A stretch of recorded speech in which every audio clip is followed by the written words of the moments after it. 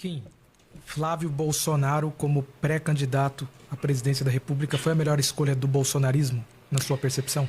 Pro bolsonarismo foi a pior escolha, pro PT foi a melhor, né? Porque não existe quem tenha mais telhado de vidro do que o Flávio Bolsonaro, né? Se eles escolhessem um Ratinho, se eles escolhessem um Caiado, se eles escolhessem um Tarcísio, todos eles, primeiro,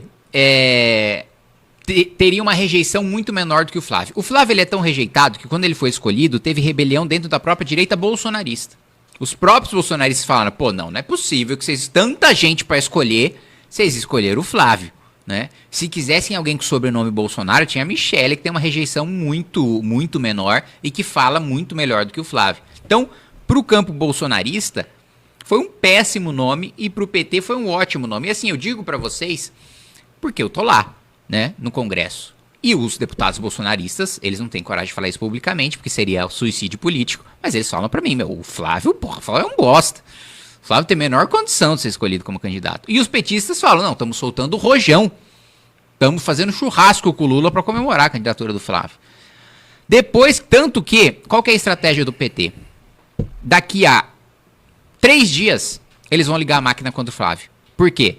Passou 3 dias, passou o prazo para governador sair do cargo, para disputar, e passou o prazo de filiação. Então, o Flávio é o candidato. Não dá mais para trocar. Aí eles ligam a máquina para moer o Flávio. Porque tem muito telhado de vidro. Flávio participou do rachadão da Assembleia Legislativa do Rio de Janeiro. E é engraçado, era ele e o Ceciliano, deputado do PT. O deputado do PT era o presidente da Assembleia e dividia o rachadão com o Flávio Bolsonaro, né? Depois, ele compra aquela mansão em Brasília, sem ter nenhuma renda para comprovar, e tem um escritório de advocacia que, sei lá, ele assinou 2, 3 casos. Fala-se por aí que ele advoga no STJ e, surpreendentemente, tem sucesso em algumas causas sem ter grande experiência no direito. Então, o Flávio, além de tudo, o Flávio é fraco.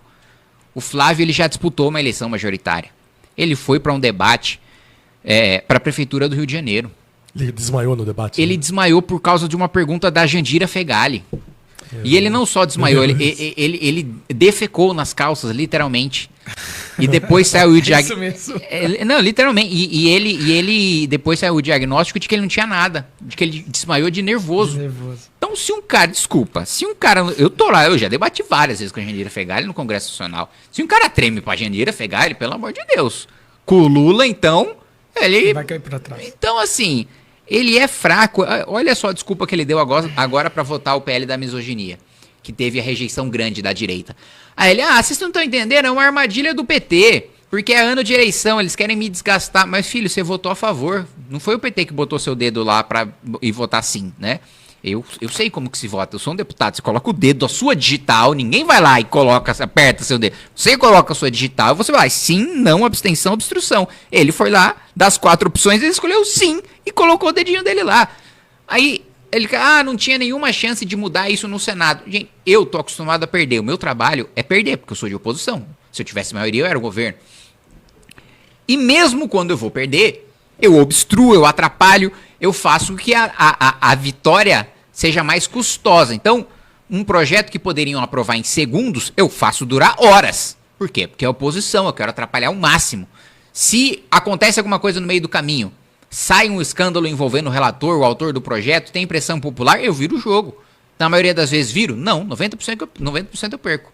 Mas nas 10% que eu ganho porque contra as chances, contra as probabilidades, eu fui lá, obstruí e trabalhei. Por que ele não fez isso? Ele não deu um discurso da tribuna, ainda votou a favor. Então uma desculpinha. Desculpinha de quem trabalha como ele trabalha, sem ler projeto, sem saber de fato o que é um trabalho parlamentar. Gente que ficou décadas e décadas só com interesse mesquinho e sem nunca de fato exercer um mandato. Deputado, indo na mesma linha, desculpa. Eu só tinha uma coisa para perguntar, assim, hipoteticamente, num segundo turno entre Flávio e Lula, você e o Partido Missão apoiará Flávio? Não, a gente não trabalha com esse cenário. A gente, se tiver segundo turno, o Renan não ganhar no primeiro, no segundo aí o Flávio decide se apoia o Renan ou não. Não, mas... Eu falei hipoteticamente. Então, vocês apoiariam o Flávio? Não, a gente só trabalha com essas duas hipóteses. Com a sua terceira a gente não trabalha. Deputado. Tá fugindo do... Não, não tô. Pergunta pro Flávio. Ninguém pergunta pro Flávio se ele vai apoiar o Renan, então...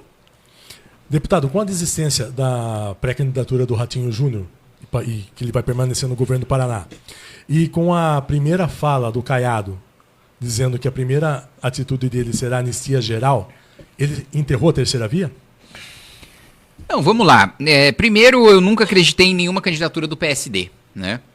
O Kassab não disputa eleição majoritária para ganhar, sendo cabeça de chapa. O Kassab compõe com quem é o governo, né? Ponto. O Caiado ter dito isso, para mim é de uma burrice tão grande, porque a principal pauta dele vai ser anistiar o Bolsonaro. Porra, então eu voto no filho dele. Por que eu vou votar no genérico se tem o original ali? Tipo assim, se é a estratégia dele... Até por isso que eu tô falando que ele enterrou a terceira via. Ele se enterrou, né?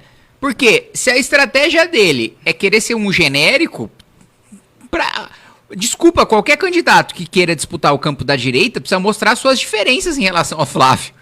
E não querer ser mais bolsonarista do que o Flávio, que ninguém vai ser. Ele é um Bolsonaro. Então, assim, é de um amadorismo. Tá no nome. E também de uma demonstração que não se quer debater país, né? Se a sua principal pauta é anistiar o Bolsonaro, desculpa, o país tem prioridades muito maiores do que anistiar o Bolsonaro. Um país que está num cenário de guerra, em que, Piracicaba ainda está um pouco melhor, mas lá na cidade de São Paulo, não dá para andar na rua, entendeu? Você precisa estar alerta todo o tempo. No parque, porque ainda diziam, não, em bolhas de bairros de elite ainda é seguro. Não é mais seguro lugar nenhum. O cara morreu no Parque do Povo por causa de um celular. Parque do Povo, Vila Olímpia, lugar rico. Não tem mais ninguém seguro, rico, pobre, em qualquer região da cidade de São Paulo e na maior parte do país. Cidades inteiras tomadas no Ceará pelo Comando Vermelho, né? O que eles chamam de novo cangaço, o domínio completo das cidades. E aí a prioridade do cara é anistiar o Bolsonaro. A educação, nossa educação é um lixo, é uma desgraça. Eu fui presidente da Comissão de Educação. O Brasil não tem nenhuma perspectiva, com a educação atual, o Brasil não tem nenhuma perspectiva de nada. A gente vai viver de esmola de país desenvolvido. País desenvolvido vai dar salto de produtividade, a gente não vai conseguir produzir um chinelo aqui, e aí a gente vai viver de esmola de país desenvolvido. Que é inclusive o que o Harari colocou no seu antepenúltimo livro, falando que com o avanço da automação e da inteligência artificial, a diferença no nível de produtividade... 21 lições para o século XXI? Não foi esse, esqueci o nome. Homo Deus? Homo Deus, isso. O salto de produtividade vai ser tão grande que quem não deu esse salto não consegue mais. Vai ficar estagnado. O nível de produção vai ser... É como se eu fizesse uma analogia de que, olha, o país desenvolvido vai produzir esse copo a 1 centavo. O Brasil vai produzir a R$2. Acabou, não tem a menor chance de competir em nada. E por isso, o que ele diz é que vai ter que se criar um sistema de renda mínima que os países desenvolvidos financiando os subdesenvolvidos. Gente, desculpa, eu não quero viver de esmola de Estados Unidos, né? E aí a prioridade do Caiado com a educação destruída como a gente está é anistiar o Bolsonaro, assim, não dá para levar a sério. Kim, o seu nome consta como um dos membros da Frente Parlamentar Evangélica?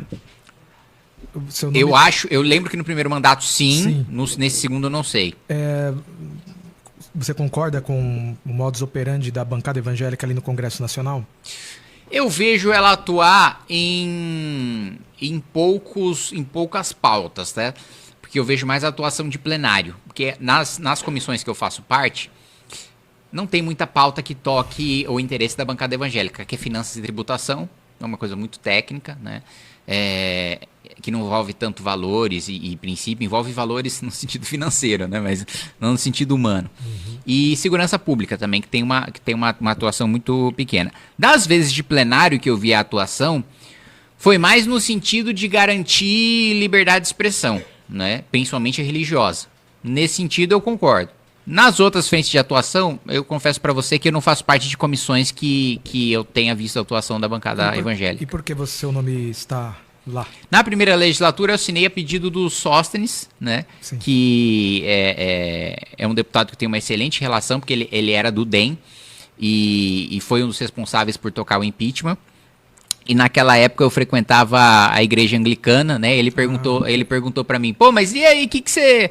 Aí eu falei, na igreja anglicana, falou, então é evangélico, pode assinar aqui. Aí eu falei, tá bom. Essa foi uma das dúvidas que eu tive, né? Eu falei, o nome dele consta lá, mas é por identificação religiosa, será que ele é evangélico? Eu frequentava a igreja anglicana, evangélicos. hoje faz muitos anos que eu não frequento. Sou cristão, mas faz muitos anos que eu não sou religioso, assim, de frequentar sempre a igreja.